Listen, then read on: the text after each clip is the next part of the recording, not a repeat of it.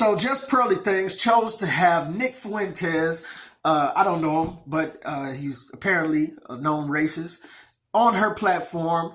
And they had some things to say about slavery. This is what they had to say. You're saying that that was the end. Basically. Oh. Okay, what do you mean basically? Well, yeah, I mean, because of course, you know, we're getting into the details of it, but yeah, that's the gist. Yeah, I mean, but you kind of deny it happened. Yeah, I denied some of the parts of it. You deny parts of it don't seem realistic to you. You think they were embellished upon. I think they're embellished, yeah. The same way. This sounds. Oh gosh. Oh boy. They're gonna be in trouble. This sounds similar to the slavery stuff too, because that's literally the founder of, or the guy who made Roots said, I wanted a myth for my people to live by. So they often, but that's what they do, is they embellish. And I'm not trying to say it wasn't horrible. It was. Right. But they want to make it like more horrible so that they can control people. So Nick told her to pump her brakes a little bit, and she proceeded to march right ahead into the conversation about slavery, talking about how it was more of a myth than anything else. Like, listen, come on now. They make movies to remind you of what happened back in the day, because like people like this what bugs me about like the whole conversation with the schools and everything about them. They don't even want to talk about what it is no more. They don't want to call slavery no more. In the history books, they want to change what slavery is and what it, because it makes the white kids uncomfortable to hear about it. Well, it equally makes the black children uncomfortable to hear about it, knowing that we was the ones getting whipped back in the day. You understand what I'm saying? But now they want to repurpose and repackage it to make it more softer to the ears. And now let's just tell the children that, oh, these black fellows just worked for a meager wage. They weren't slaves. They just worked for room and board and food. And they lived a great life. They always want to change how things were done in history. And that's the hard part about how history goes. The winner of the war gets to write what happened. So they get to just erase, much like they erased our names, and we don't have our African names anymore, right? We don't know nothing of our culture. They erased our names and put their last names on our, you know what I'm saying? We don't know our history because they erased most of it. And people like Just Pearly Things are trying to do so in this moment in time. Now, see, a lot of times I agree with Just Pearly Things when it comes to the stance that she take on feminists, because she is one who tends to hold women accountable, and she has conversations in which she does so. But the thing that bugged me about this is that usually when you see clips of her doing so, it's a lot of black people, and just hearing other people talk about it. Mediocre tutorials and reviews, and O'Shea Duke Jackson. Her production is largely ran by black folk, right? And then on camera, when you see them on camera, it's usually more black folk in the room than anybody else. Now it's UK, whatever, but it's still usually more black folk in the room than anybody else. And they talk about relationships, and they talk about this. So why is it that now that Nick Fuentes, a known racist, is on your show, that you choose this to be the time to be like, oh, it's just going to be us in the room, right? Now the audience is smaller. Now it's just a few people. And then O'Shea Duke Jackson did a video of some more stuff. It was in the same video where it was him, her, and it was another Italian girl. The Italian girl, which dates a black guy, they got to going back and forth. She was like, I don't wish you luck. I don't wish racists luck. And he was like, well, the Italians don't claim you or something. They were talking about who the Italians claim. And he was like, oh, the Italians don't claim you. You date a black guy. Which is probably true. I mean, we know, hey, they call us all type of, like, black folk then gravitated to the Italian culture. But if you look in the movies, I mean, we still what we is to them, you know. But you know, it's a new day, and things have progressed more. So you know, less and less people are feeling the way that the old guard used to feel. But the whole thing was like, she explained in another video that she did after that, she was like, it was funny because the black guy that she dates works for just Pearly things. Just Pearly ain't had nothing to say when he was saying this stuff. And also, Nick had just been on the black guy's show the day before and had yet to talk any of that slick stuff on the show. It was very respectable. If you see my man, you know why. Because my man look a little diesel.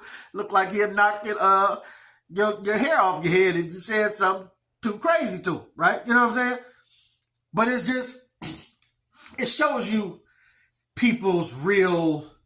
This is why I say, even though looking at this relationship, black guy, beautiful Italian woman, you know what I'm saying? Interracial, hey, love who you love, do what you do. It ain't nothing wrong with it. But this is furthermore why I understand Dr. Umar's stance on committing to your race. As far as we speaking about black people. And this goes for any other race. Every other race does this. You know what I'm saying? They just don't have to get on a soapbox and speak about it.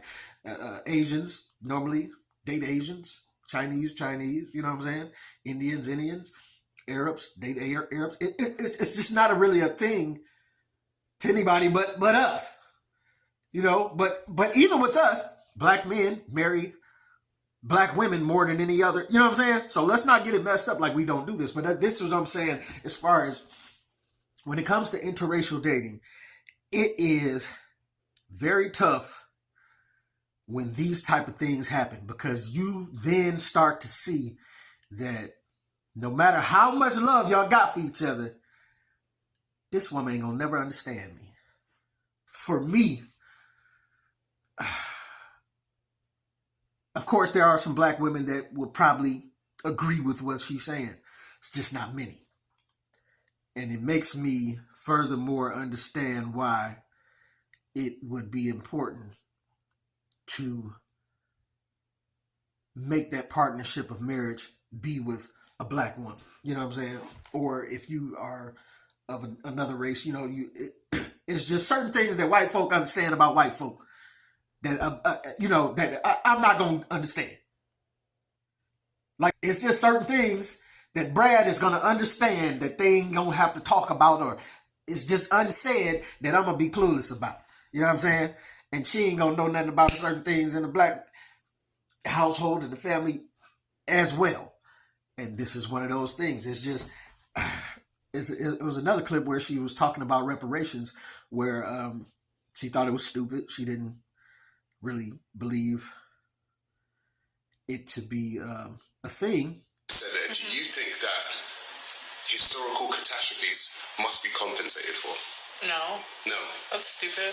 So then, I'm not agreeing or disagreeing. Yeah. So then, how come there were groups of people that got compensation then? How come? For instance, like Jewish people, Chinese people, Japanese people with the bombs. Like there were groups of people who got compensated. I don't know. So it wasn't fair. What? Well, I'm talking about like when I think about group, I think about reparations. So I mean, maybe if the people were still alive today. And I just had to think to myself, like, in general, if a company or corporation sells a product that they knowingly shoddy, or it can kill people, or this, that, and other, it does. It then kills people, and then this, that, and other. And you know, this is what lawyers for. Lawyers link up with the children of the people that died, and they sue and they get compensated for that because they were knowingly negligent and they purposely kill people or allow people to die using their product. Why is it any different for slavery? They bought and sold black folk like cattle, put us to work, killed a lot of us in the process, worked us to death, you know what I'm saying?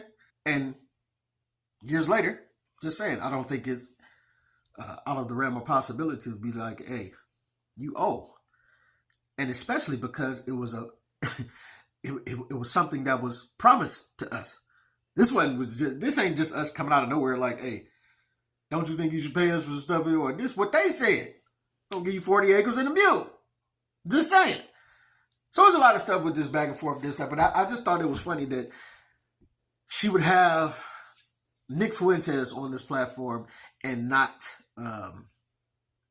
have anybody on there to combat some of the stuff that he feels, some of his talking points and this, that, and other, that we could have a meaningful and forward-moving conversation about whatever we're going to talk about. You know what I'm saying?